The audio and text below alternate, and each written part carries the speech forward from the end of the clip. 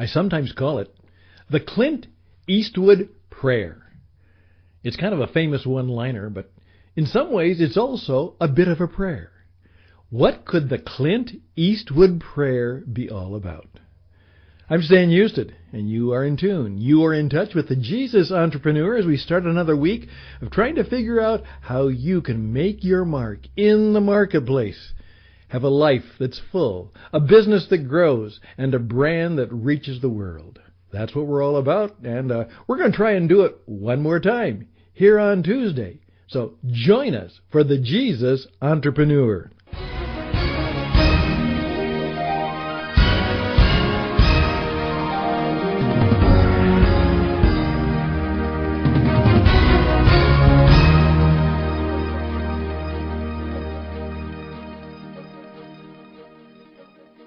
And indeed, we are back. We are glad that you decided to join us. The Jesus Entrepreneur, usually Tuesday, Wednesday, Thursday, Friday, through the weekend. We take Mondays off because you're way too busy getting the week ready to listen to us. But here we are on Tuesday afternoon, Tuesday evening. Take some time, 15 to 20 minutes, to learn something, oftentimes by accident, that can help make life go better for you. As we say, we're trying to help the Christian entrepreneur grow, make a life, a business, and a brand that really works. We want you not only to survive, we want you to thrive. We want you to be fully alive. My name is Stan Houston. I'm the lead broadcaster for this program, and I'm one of the co-founders of the Christian Entrepreneur Network. The Christian Entrepreneur Network hangs out at tcentrepreneur.org, tcentrepreneur.org. Yes, the Clint Eastwood Prayer. Now, I love one-liners. I've always loved one-liners, and we're going to talk about one of the most famous Clint Eastwood one-liners and how that perhaps can be the entrepreneur's prayer.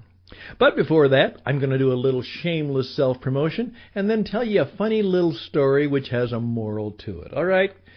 First of all, I did some assignments for some of you people out there. In fact, I just this morning helped a gentleman make lots of money. Now, how did I do that? Well, I didn't buy anything from him, but I have been working with him. And he has an online business, and it's a service, a program that he develops. However, it's way too different and somewhat difficult to put on paper. So I am regularly his spokesperson, his storyteller, and he asked me to actually perform his message for him.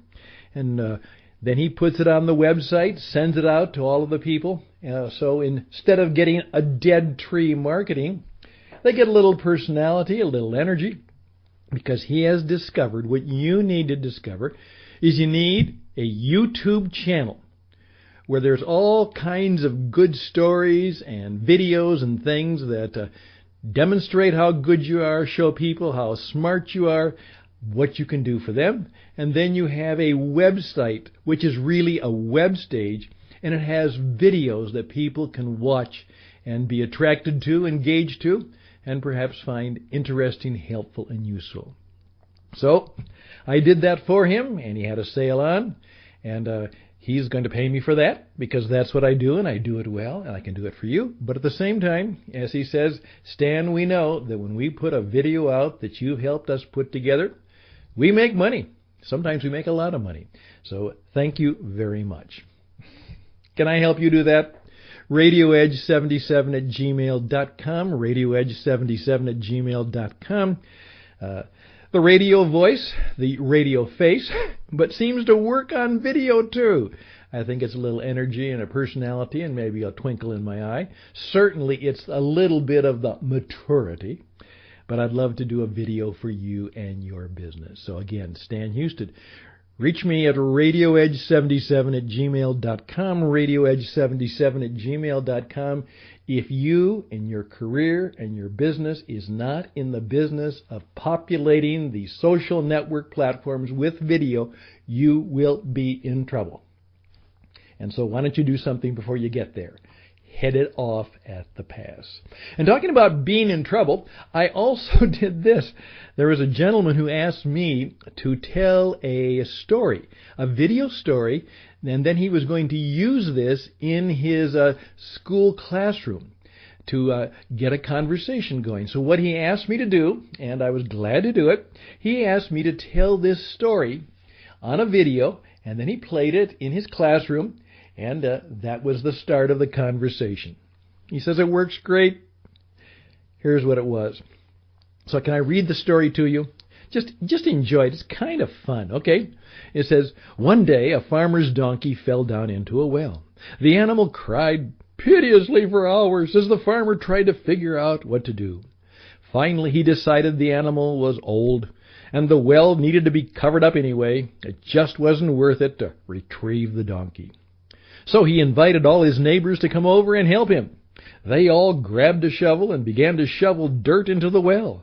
At first, the donkey realized what was happening and cried out horribly. Then, to everyone's amazement, he quieted down. A few shovel loads later, the farmer finally looked down the well, and he was astonished at what he saw. With each shovel of dirt that hit his back, the donkey was doing something amazing. He would shake it off and take a step up. As the farmer's neighbors continued to shovel dirt on top of the animal, he would shake it off and take a step up. Pretty soon everyone was amazed as the donkey stepped up over the edge of the well and happily trotted off. Life is going to shovel dirt on you, all kinds of dirt. The trick is getting out of the well is to shake it off and take a step up. Each of our troubles is a stepping stone. We can get out of the deepest wells just by not stopping, never giving up, shake it off, and take a step up.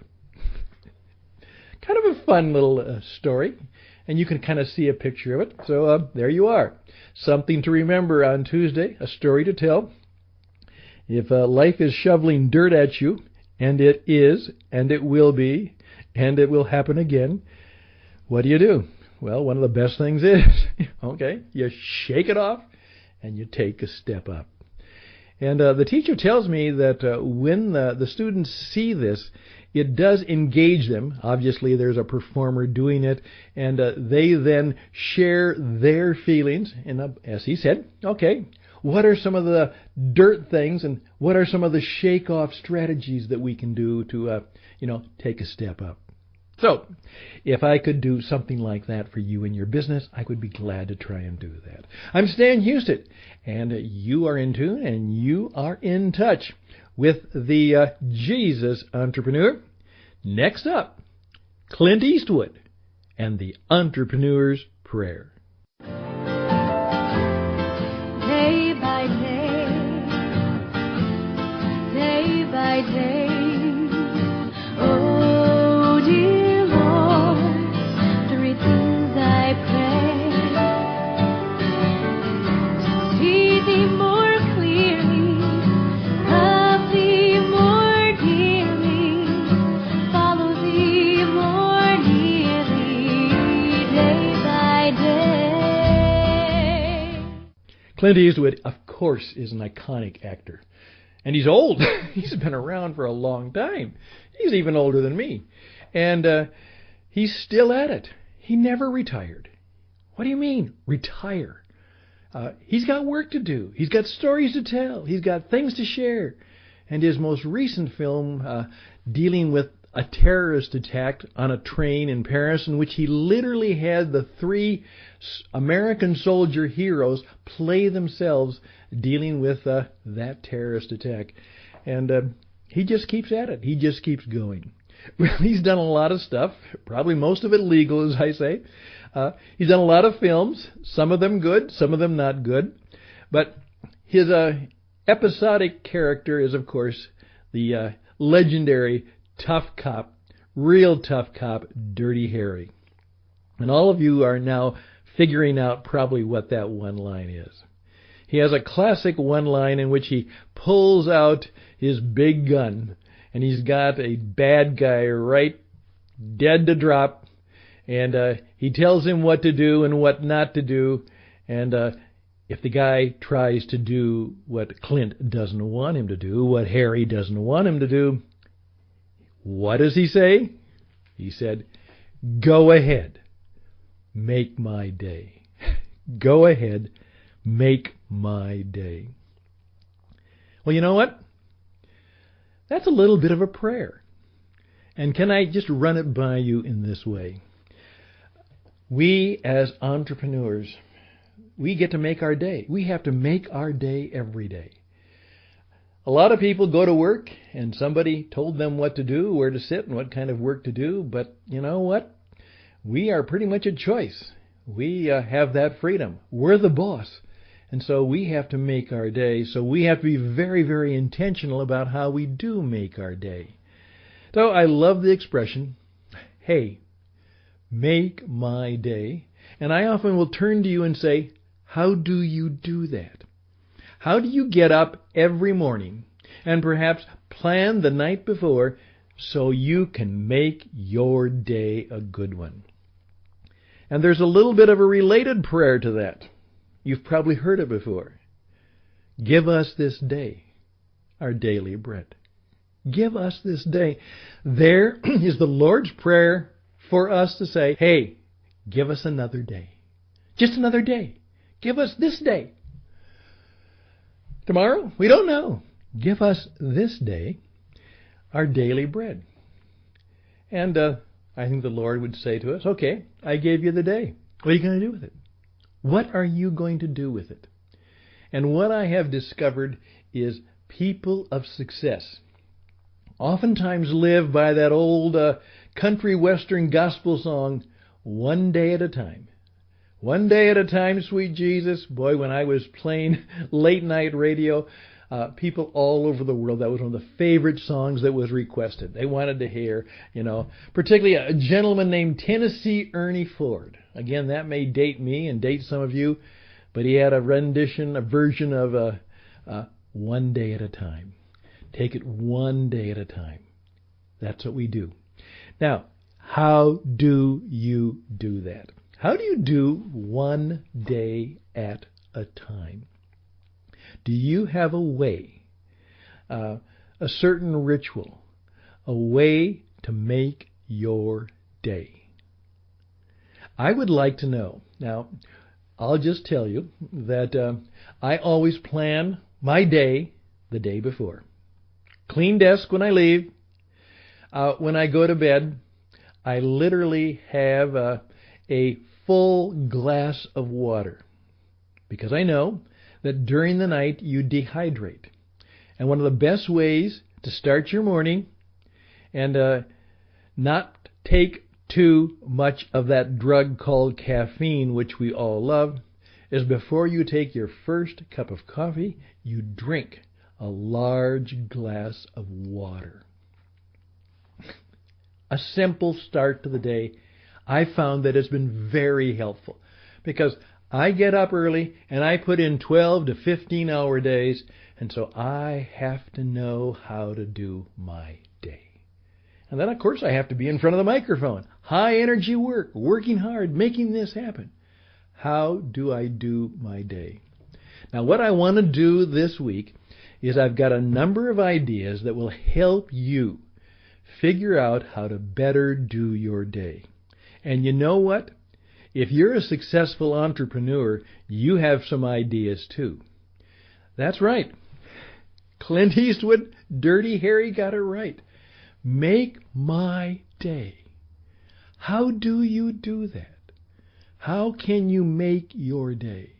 And how can we do that in such a way that, first of all, it's useful and practical, fruitful and profitable? You remember? That's what it's all about. Useful, fruitful, practical, and profitable. At the end of the day, there's something that you've done or something that you have that you didn't have before. It was a good day. Within the days that come, there will be bad days. You didn't plan on it, but it came anyhow. But do you have a way to deal with the rock that hits you on the head with the thing that hits you when the day doesn't go as planned? Do you have a way to deal with that? But do you have a way to think about your day and your relationship to your work, your family, yourself, and to Jesus that'll help you? As they used to say in Star Trek, you have a day. Make it so. Make it so. Well, that's the assignment for this week. Now, I'm going to show you some of the things that other people have helped me learn, and you're going to help us learn, because RadioEdge77@gmail.com, RadioEdge77@gmail.com, tell me, what do you do in order to make the day your day? Basically, a happy life is lived one day at a time. It is the accumulation of days that have been redeemed from disaster. It is an accumulation of days in which disaster and tragedy has been turned into blessing. They are days in which you have at least blessed one person every day. They are days when you did something that made Jesus smile. All the best and blessings to you. We're going to think more about that. So just a closing word. We'll be right back.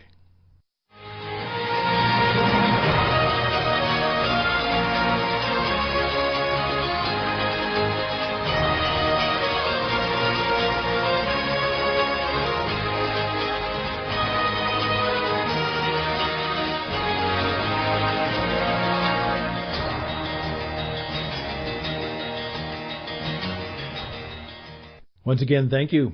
RadioEdge77@gmail.com, RadioEdge77@gmail.com.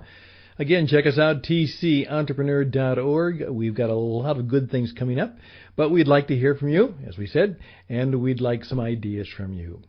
If there's any way I can help you, please let me know. As we pointed out, there's a variety of services, and we're going to have a whole list of services, particularly what we call the 7 success services you need to make it in the global internet universe. That's right. If you want to do business today, you have to know and deal with 7 of the success strategies and opportunities that will help your business to go and grow in the digital universe, in the ice age, the internet connected experience economy in which we have to make our living today. So we can help you do just that. So, we'll be doing more of that. All the best and blessings to you. Until tomorrow, bye for now.